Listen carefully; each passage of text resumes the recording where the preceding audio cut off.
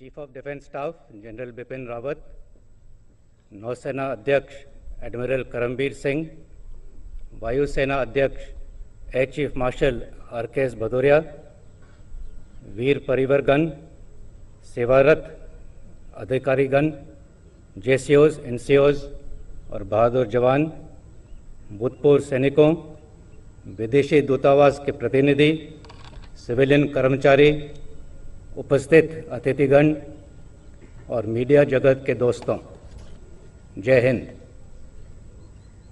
सेना दिवस के अवसर पर भारतीय सेना के सभी रैंक्स, भूतपूर्व सैनिकों, वीर नारियों, परिवारों, विदेशी दूतावास के प्रतिनिधियों, उपस्थित अतिथिगण और मीडिया जगत के साथियों को तहे दिल से मेरी हार्दिक शुभकामनाएं।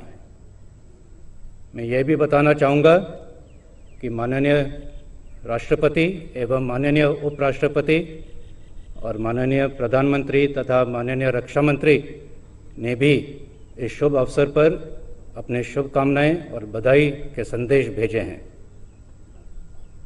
सबसे पहले मैं इस शानदार परेड में हिस्सा लेने वाले सभी ऑफिसर्स, जेसीओज और जवानों को एक प्रभावशाली परेड के लिए हार्दिक बधाई देता हूं।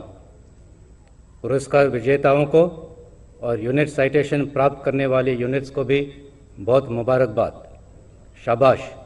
राष्ट्र को और सेना को आपकी उपलब्धियों पर अत्यंत गर्व है। आज हम उन शहीदों को याद करते हैं जिन्होंने देश के रक्षा में वीरगति प्राप्त की है। उनकी शहादत समस्त देश और भारतीय सेना के लिए प्रेरणा का स्रोत है। मैं उनके परिवारों को विश्वास दिलाना चाहता हूं कि हम उनके साथ कंधे से कंधा मिलाकर हमेशा खड़े रहेंगे। आज के शुभ अवसर पर मैं भारतीय सेना द्वारा विकसित एक इंडियन आर्मी मोबाइल ऐप को देश के नाम करता हूं। ये ऐप देश के नागरिकों को, खासकर युवा पीढ़ी को भारतीय सेना के बारे में विस्तृत जानकारी देगा।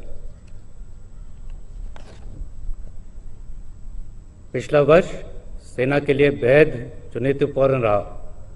उत्तरी सीमाओं पर चीन के साथ चल रहे तनाव से आप परिचित हैं। देश के सीमाओं पर एक तरफा बदलाव की साजिश को मुंह तोड़ जवाब दिया गया। मैं देश को विश्वास दिलाना चाहूँगा कि गलवान की वीरों की शहादत व्यर्थ नहीं जाएगी। भारतीय सेना देश के संप्रभुता और सुरक्षा पर कोई आंच नहीं आने देगी। हम बातचीत और राजनीतिक प्रयासों से विवादों का समाधान के प्रति प्रतिबद्ध हैं, लेकिन कोई भी हमारे धैर्य की परीक्षा करने की गलती ना करें।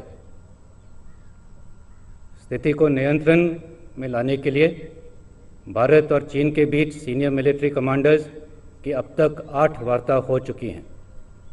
म्यूचुअल और इक्वल सिक्योरिटी के सिद्धांत पर मौजूदा स्थिति का हल निकालने के लिए हमारे प्रयास जारी रहेंगे। भारी ठंड और कठिन परिस्थितियों के बावजूद हमारे सैनिकों का मनोबल उन पर्वत शिखरों से भी बहुत ऊंचा है जिसकी वो मुस्तैदी से रक्षा कर रहे हैं। दूसरी तरफ नियंत्रण रेखा पर भी दुश्मन के हर नापाक इरादे का करारा जवाब दिया जा रहा है। पाकिस्तान आतंकवादियों को पनाह देने की अपनी आदत से लाचार है। सीमा पर प्रशासन शिविरों में तकरीबन 300 से 400 आतंकवादी घुसपैठ करने की फिराक में बैठे हैं। पिछले वर्ष सीज फायर वायलेशन में 44% बढ़ोतरी हुई, जो कि पाकिस्तान के नापाक इरादों का सबूत है। सरहद पार से ड्रोन्स और टनल्स के द्वारा भी हथियार की स्मगलिंग करने की कोशिश की गई। नियंत्रण रेखा पर हमारे सक्रिय ऑपरेशंस और मजबूत काउंटर इन्फिल्ट्रेशन ग्रिड से न केवल को दुश्मन को भारी नुकसान हुआ, बल्कि घुसपैठ की अनेक कोशिशों को नाकाम कर दिया गया। पिछले वर्ष सेना ने नियंत्रण रेखा और काउंटर टेररिस्ट ऑपरेशंस में 200 से भी अधिक आतंकवादियों को मार गिराया। इन प्रयासों से JNK में न केवल हिंसा की घटनाओं में काफ़ी गिरावट आई है, बल्कि अवाम को भी आतंकवाद से राहत मिली है। देश के उत्तर पूर्वी क्षेत्र में भी सुरक्षा स्थिति में सराहनीय सुधार हुआ है। प्रोएक्टिव ऑपरेशंस की वजह से पिछले साल तकरीबन 600 आतंकवादियों ने सरेंडर किया और साथ ही काफ़ी मात्रा में हथियार भी बरामद किए गए। म्यांमार आर्मी के साथ आतंकवादियों संगठनों के खिलाफ ऑपरेशंस में भारी सफलता हासिल की है। आंतरिक सुरक्षा के लिए सेना की तैनाती में की गई कटौती सुधरते हालातों का सबूत है। सेना और असम राइफल्स राज्य सरकारों के साथ संयुक्त रूप से देश की एक्ट ईस्ट पॉलिसी को आकार दे रही हैं। 21वीं सदी के चुनौतियों का सामना करने और युद्ध क्षमता बढ़ाने के उद्देश्य से सेना आधुनिकीकरण और पुनर्गठन की दिशा में लगातार ठोस कदम उठा रही है। इमरजेंसी और फास्ट ट्रैक स्कीम के जरिए हमने 38 स्कीम के अंतर्गत लगभग 5,000 करोड़ के हथियार और सामान की खरीदी की है। इसके अलावा कैपिटल प्रोक्योरमेंट के अंतर्गत इस साल तकरीबन 13,000 करोड़ के कॉन्ट्रैक्ट्स को अंजाम दिया है। सेना के बहुमुखी विकास के लिए विशेष ध्यान दिया जा रहा है, जिसमें इन्फेंट्री के लिए LMG, लाइट स्पेशल व्हीकल्स तथा personal protective gear, mechanised forces के लिए ICVs, आर्टिलरी के लिए लॉन्ग रेंज वेक्टर्स, इंजीनियर्स के लिए अत्याधुनिक प्लांट इक्विपमेंट और सिग्नल्स के लिए कम्युनिकेशन इक्विपमेंट शामिल है।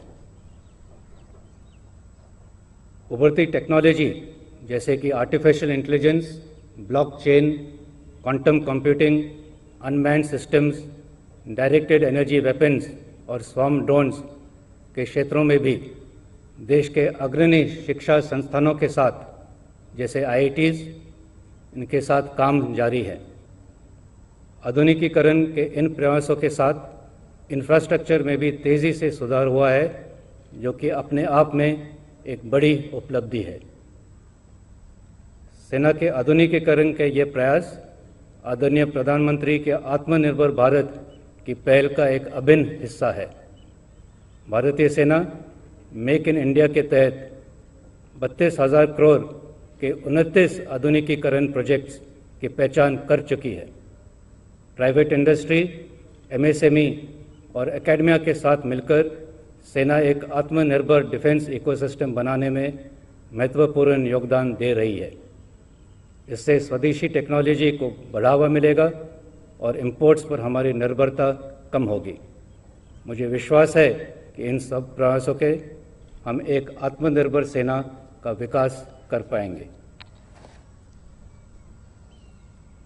मित्र देशों के साथ रक्षा सहयोग राष्ट्रीय सुरक्षा की दृष्टि से सेना का एक बेहद महत्वपूर्ण योगदान है।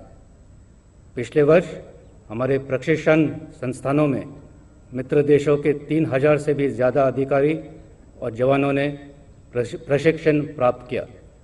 इसके अलावा हमारी 10 इंडियन मिलिट्री ट्रेनिंग टीम्स सहयोगी देशों के साथ हमारे संबंधों को और भी मजबूत कर रहे हैं। इसके साथ साथ मैं बताना चाहूँगा कि संयुक्त राष्ट्र पीस कीपिंग के तहत हमारे 5,300 से अधिक सैनिक 8 पीस कीपिंग मिशंस में दुनिया के बेहद कठिन इलाकों में अपने कर्तव्य निष्ठा से देश का नाम रोशन कर रहे हैं। राष्ट्र निर्माण में सेना का सदा प्रमुख योगदान रहा है। इस साल सबसे महत्वपूर्ण योगदान कोविड-19 से निपटने में देश को प्रयासों का अंजाम देना है। सेना ने सबसे पहले देश भर में 12 स्थानों पर क्वारंटीन फैसिलिटीज़ बनाई और विदेश से इवैक्यूएट होने वाले देशवासियों की देखभाल की। देश भर में 113 मिलिट्री हॉस्पिटल्स में लगभग 12,000 कोविड बेड निर्धारित किए गए। इन हॉस्पिटल्स में न सिर्फ फौजी बल्कि सभी नागरिकों का भी इलाज किया जा रहा है। दिल्ली सरकार को 15 एम्बुलेंस देना और नरेला तथा सरदार वल्लभ भाई पटेल कोविड हॉस्पिटल और अन्य कैंपों के लिए मेडिकल टीम्स का सपोर्ट सेना का अन्य योगदान रहा है। हमारे सैनिक हमारी ताकत है। भारतीय सेना हमेशा अपने सैनिकों की ज़रूरतों और आकांक्षाओं के प्रति संवेदनशील है। वर्ष 2020 में सैनिकों के कल्याण से संबंधित बहुत से कदम उठाए गए। उत्तरी सीमाओं पर चल रहे ऑपरेशन स्नो लेपर्ड का नोटिफिकेशन हुआ, जिससे कैजुअल्टी होने पर liberalise family pensions, war injury element और हायर एक्सग्रेशा सुनिश्चित किया जा सकेगा। सभी जवानों को 15 कोर के इलाके से हवाई जहाज से ट्रैवल करने की अनुमति दी गई है। 10 वर्ष की सेवा पूरी होने से पहले भी इनवैलिड पेंशन का प्रावधान किया गया है। 25 साल से कम आयु के जवानों को भी HRA मिलेगा और MSc दिए जाने पर वेतन वृद्धि के अनुसार बढ़ते हुए रेट पर CILQ का अनुदान होगा। सैनिक परिवारों के कल्याण की दिशा में भी हमारे प्रयास निरंतर जारी हैं। रक्षा बलों की मृत्यु पर साधारण पेंशन के एनहांस रेट के लिए कम से कम 7 साल की सेवा के शर्त को हटाया गया है। बैटल कैजुअल्टीज़ के बच्चों के लिए शिक्षा रियायत और राष्ट्रीय युद्ध स्मारक पर बैटल कैजुअल्टीज़ के NOK का सम्मान इस दिशा में उठाए गए कुछ कदम हैं। इसके अलावा short service commission women officers को सेना में स्थायी कमीशन का अनुदान दिया गया है। चुनी हुई वुमेन ऑफिसर्स को आर्मी एविएशन में हेलीकॉप्टर पायलट बनने के लिए इस साल जुलाई से प्रशिक्षण दिया जाएगा। CMP में प्रथम 100 महिला सैनिकों का बैच ट्रेनिंग कर रहा है और मई 2021 तक यूनिट जाने के लिए तैयार हो जाएंगे। भारतीय सेना में बढ़ती महिला शक्ति को मान्यता देने के लिए आज एक स्पेशल फर्स्ट डे कवर भी रिलीज किया जा रहा है। भूतपूर्व सैनिकों को निरंतर सपोर्ट देने की दिशा में directorate of Indian army veterans ने पिछले वर्ष 18 लाख से अधिक वेटरन्स को रजिस्टर किया और लगभग 10,000 बेनिफिशरीज को 21 करोड़ का लाभ पहुंचाया है। लगभग 5 करोड़ के पेंशन एरियर्स एक्स-सर्विसमैन और NOK को दिए गए हैं। मई 2020 से बैटल कैजुअल्टीज़ के NACO को मिलने वाला एक्स-ग्रेशिया 2 लाख से बढ़कर 8 लाख कर दिया गया है। अब तक लगभग 1 लाख रिटायरीज और 12,000 डिपेंडेंट्स को प्रधानमंत्री कौशल विकास योजना के तहत प्रशिक्षण प्रदान किया जा चुका है। इसके अलावा पूरे देश में लगभग 56 लाख पूर्वी सैनिकों और उनके परिवारों को क्वालिटी हेल्थ केयर ECHS द्वारा प्रदान किया जा रहा है। अंत में मैं ऑपरेशंस और युद्ध अभ्यास में सहयोग के लिए भारतीय नौसेना और भारतीय वायुसेना की सराहना करता हूं और उनको धन्यवाद देता हूं। मुझे यकीन है कि आने वाले समय में तीनों सेनाएं संयुक्त रूप से ऑपरेशंस को अंजाम देकर युद्ध क्षेत्र में विजय हासिल करेंगे। देशवासियों के दिलों में सेना का एक विशेष स्थान है। सेना कर्तव्य, वीरता और निस्वार्थता का प्रतीक है। मुझे पूरा भरोसा है कि हम देश के इस विश्वास को कायम रखेंगे। सेना दिवस के इस अवसर पर भारतीय सेना एक बार फिर स्वयं को नाम, नमक और निशान के प्रति समर्पित करती है। जय हिंद।